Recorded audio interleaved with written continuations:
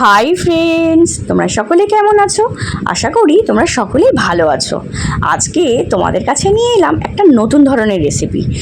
মাত্র 10 মিনিটে তৈরি ভেজ বিরিয়ানি।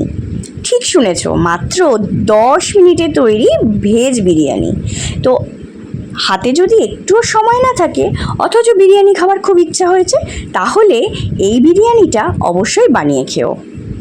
বিরিয়ানিটা কি করে বানিয়েছি সেটা দেখার জন্য অবশ্যই কিন্তু আমার ভিডিওটা দেখতে ভুলো না, আর স্কিপ না করে ভিডিওটা কিন্তু সম্পূর্ণ দেখো।